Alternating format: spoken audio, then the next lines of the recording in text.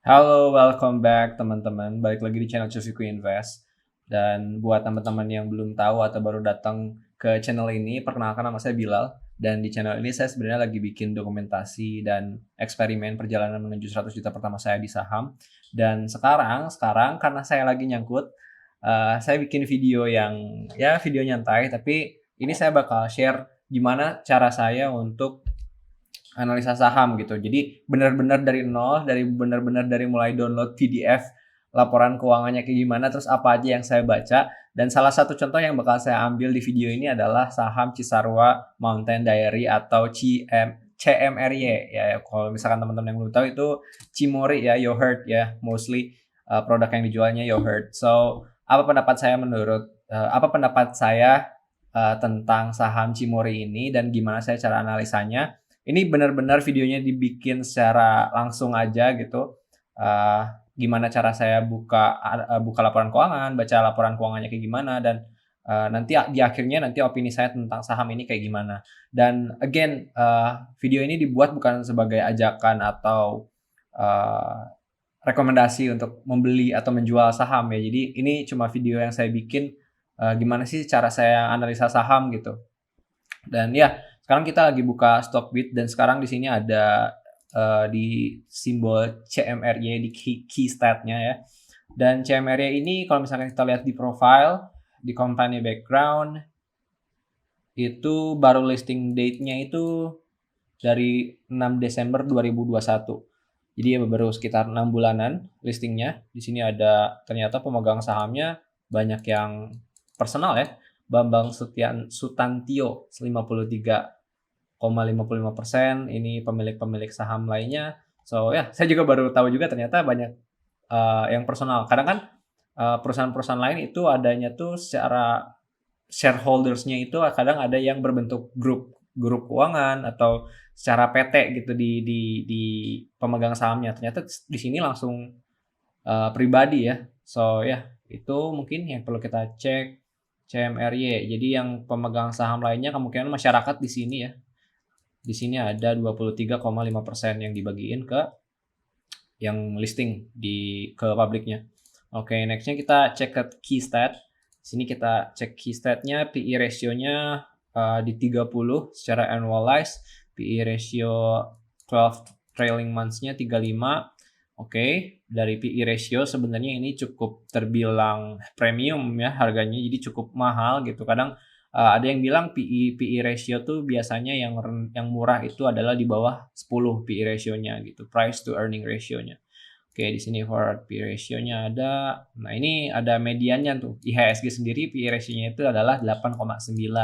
Jadi di harga sekarang memang CMR-nya cukup premium. Cuma nanti kita bakal compare dengan salah satu apa ya, bisa dibilang kompetitor juga ya. Tapi nggak kompetitor head to head. Cuma kalau misalkan di consumer bisa dibilang masih masuklah kategorinya, yaitu Ultra Jaya. Oke, nextnya kita lihat market cap-nya lumayan gede, 32 triliun. Oke, 32 triliun. ROE-nya cukup menarik, 21%. Kita lihat juga dari ininya ya, dari cash-nya. Mereka cash rich banget, 3,1 triliun cash rich-nya. Cash atau setara cash-nya. Dilihat dari total aset, liability-nya masih aman. Short term debt-nya aja cuma 9 miliar gitu. Mereka bakal gampang banget buat bayar ini dengan uang kas mereka. Jadi perusahaan ini secara valuasi, secara balance sheet cukup kuat. Dilihat dari short term, long term debt-nya itu mereka bakal mudah untuk membayarnya gitu. Gitu ya. Jadi memang pas dilihat ternyata di sini dari price to book value-nya di angka 6,5 dan PE ratio-nya 35 gitu, misalkan 30 diambil dari yang analyze-nya, ya memang harganya cukup premium karena memang balance sheet-nya pun memang cukup kuat. So, apakah ini menarik ya? Ya itu tergantung balik lagi ke investor masing-masing. Nah, sekarang kita bakal coba cek laporan keuangannya ya. Laporan keuangan yang terbaru itu yang keluar adalah kuartal 1 2022. Kita masuk, caranya itu saya udah di bookmark sih. Saya masukin ke laporan keuangan. Nah, ini laporan keuangan, cari aja CMRY baru 2022 triwulan 1 ya, kuartal 1. Nah, ini biasanya yang di-download itu adalah yang ini nih, antara yang final, FS final biasanya ya. Ya betul yang ini. Nah, FS Final saya biasanya kalau misalnya buka laporan keuangan, saya bukanya two page views kayak gini. Nah, kita cek di sini Cisarua, Cimory. Wah, ini logonya udah nggak asing lagi. Saya yakin teman-teman udah pernah lihat juga di minimarket gitu, di Alfamart atau di Indomaret gitu ya. Cimory ini kita lihat lagi dari aset lancarnya, ini cashnya yang asalnya di bulan 31 Desember kemarin 3,6 triliun jadi 3,1. Piutang usahanya naik 628 miliar jadi 684. Oke, jadi total aset lancarnya berkurang ya. Berkurang, kalau total aset lancarnya berkurangnya berarti dari mana nih? Kita cari nih berkurangnya. Ya berkurangnya dari aset kas ya, kas setara kasnya situ tas lancar. Tapi kalau misalnya total aset secara keseluruhannya itu naik karena ini ada investasi pada surat berharga. Oke, nanti kita recheck juga ini investasinya kemana. Dan di sini mereka dimasukin ke aset ya sebesar 508 miliar. Ya di catatan kakinya nomor 9. Pertama kita ngelihat ya ini bagian asetnya. Baru kita lihat liabilitasnya. Kita lihat liabilitasnya ini aman banget. Kita lihat ada utang bank nggak ya? Nggak ada sih sebenarnya, nggak ada utang bank kalau kita lihat di sini. Adanya juga piutang usaha gitu, dan utang usaha itu karena masih aman karena nggak berbunga, nggak ada bunganya, jadi kita anggap ya utang usaha masih oke lah, masih aman lah. 414, oke. 414 M, terus utang pajak, beban akrual, ya total liabilitasnya cukup naik, cuma di sini nggak ada ya, nggak ada yang mengkhawatirkan seperti utang bank gitu yang punya bunga, nggak ada sih di sini, aman banget total liabilitasnya.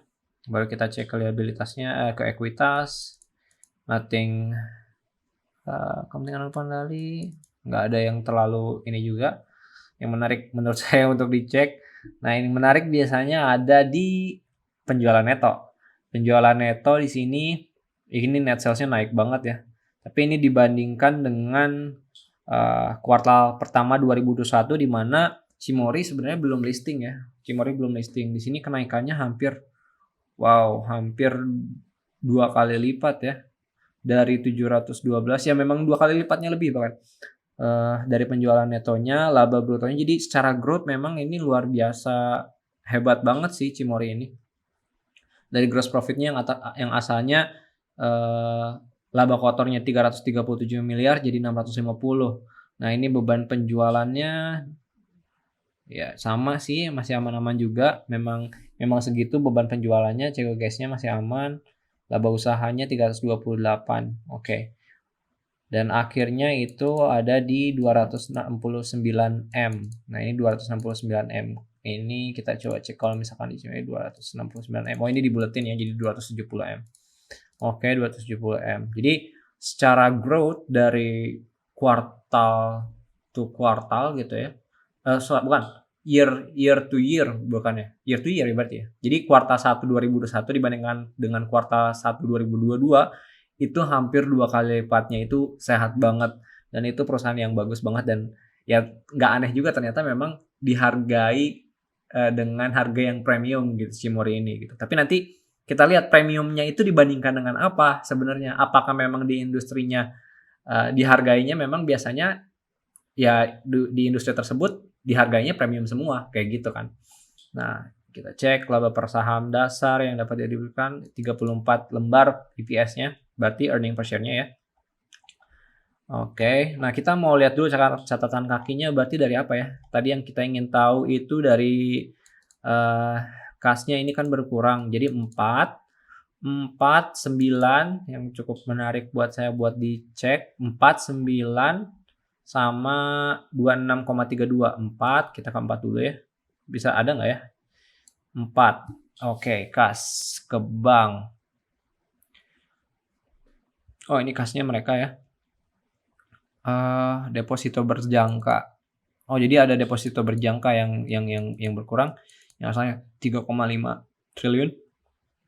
Jadi 1 triliun di sini dipecah ya. Jadi deposito yang asalnya di BCA aja dipecah sama mereka, dipecah di beberapa bank gitu di sini. Asalnya di BCA aja. Oke, 4. Terus tadi apa lagi ya? 9 kalau nggak salah ya. Iya, kita ingin tahu surat berharganya 9. 9 apa ya? 9. Oke.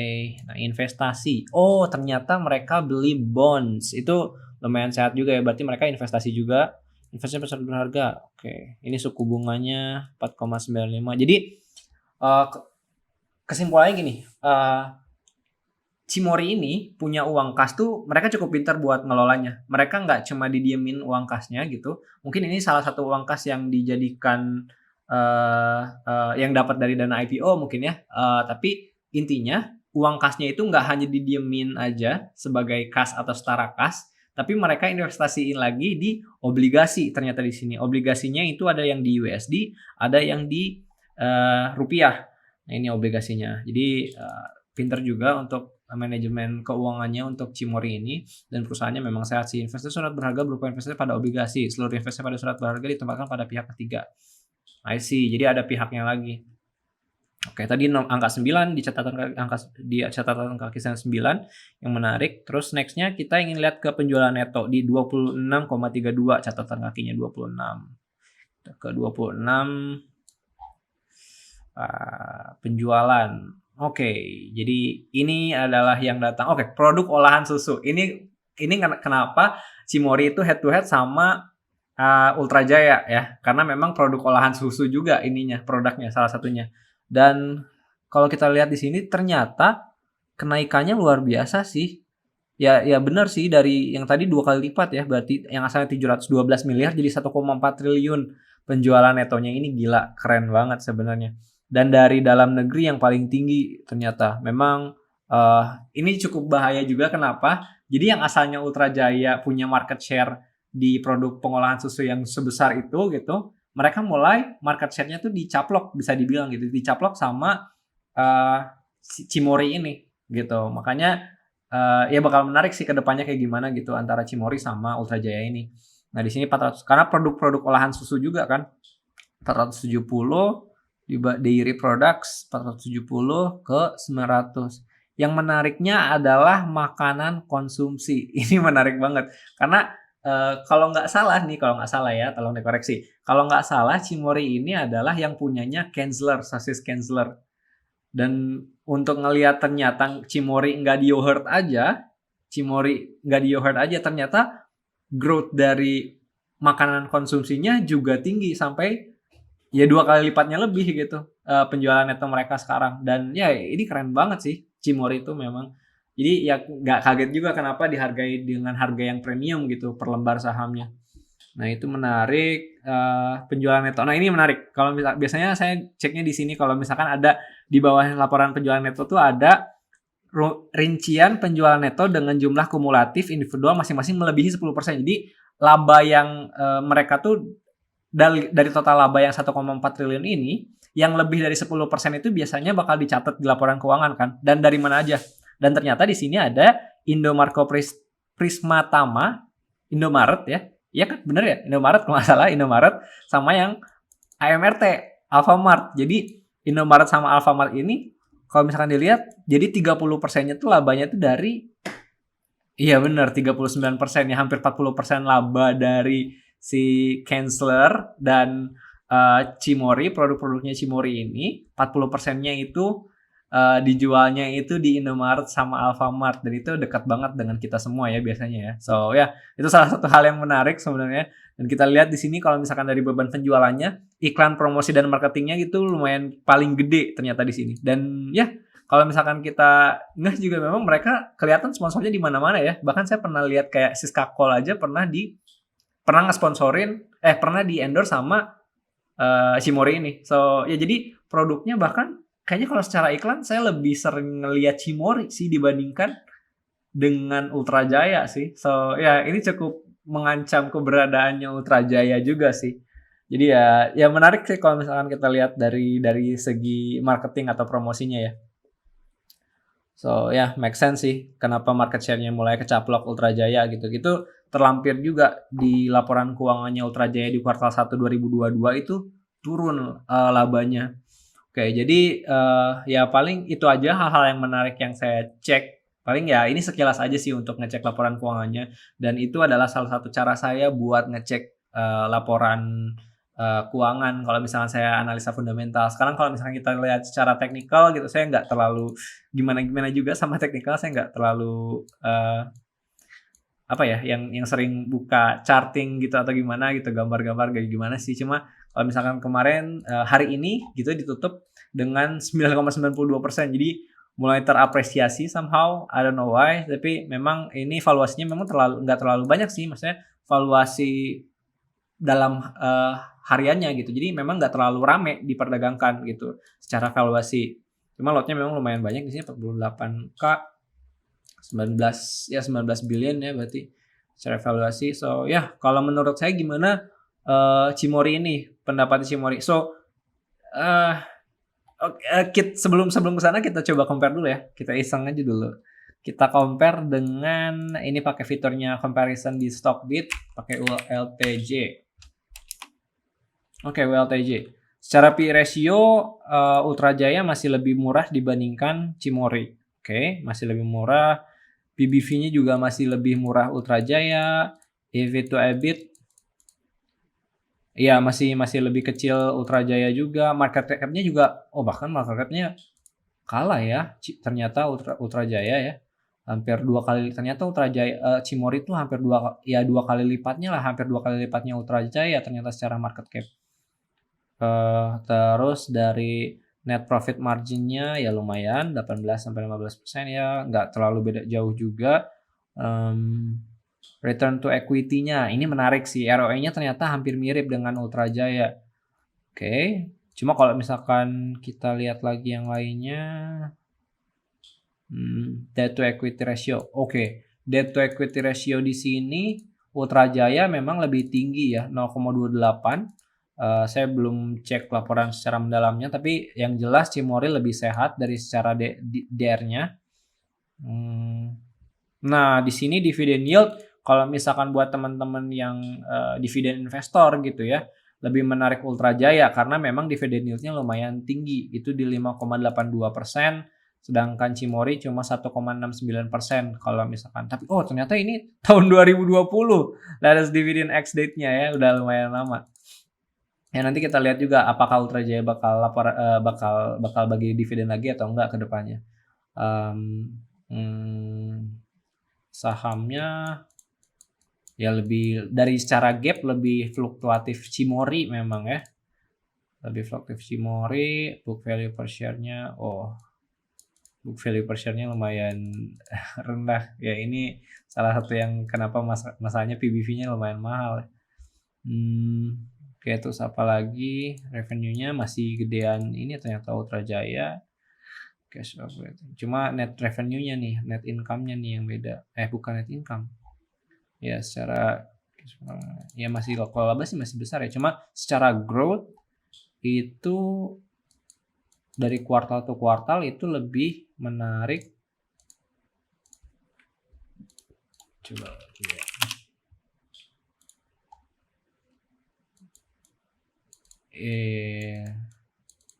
Ya ini kuartal 1 2022 dibandingkan kuartal 1 2021 ini lumayan anjlok dalam juga sih. Jadi ya dari Ultrajaya menurut saya sih ini perlu jadi concern juga sih untuk ngelihat growth-nya Cimory yang hampir 2 kali lipatnya secara kuartal 1 2021 ke kuartal 2022, sedangkan Ultrajaya anjlok gitu sekitar 25%-an ya berarti ya. Ya sekitar segituan lah.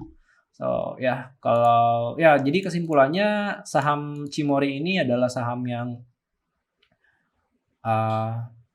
cukup menarik sebenarnya dari secara growth-nya, tapi memang valuasinya pun memang sudah cukup dijual secara premium gitu. Kalau misalkan ditanya bakal beli atau enggak, saya nggak tahu. Kalau saya sebenarnya nggak begitu ngelihat melek untuk saham-saham consumer goods gitu. Cuma nanti who knows kedepannya saya bakal beli atau enggak. Tapi kalau misalkan dilihat, kalau misalkan valuasinya lebih make sense lagi, dapat harga yang lebih murah lagi, kayaknya saham Cimory ini bakal menarik sih. Apalagi kalau misalkan kuartal kedepannya growth-nya semakin tinggi dan udah mulai kelihatan nih Cimory itu udah mulai ngegrogotin market share-nya dari Putrajaya yang dimana produknya itu salah satunya adalah dairy products juga gitu. So, ya mungkin itu aja video kali ini. Semoga bermanfaat teman-teman sekalian. Again, saya bikin video ini saya juga masih belajar dan sekian aja video kali ini. Maaf kalau misalkan ada salah-salah kata, kalau misalkan ada yang mau request sama apa yang mau dibahas selanjutnya, silakan komen di kolom komentar. Nanti kita bakal bahas sama kayak gini, kurang lebih formatnya sama gitu. Dan ya, sekian dari video kali ini. Sampai jumpa di video selanjutnya. Salam cuan ya semuanya.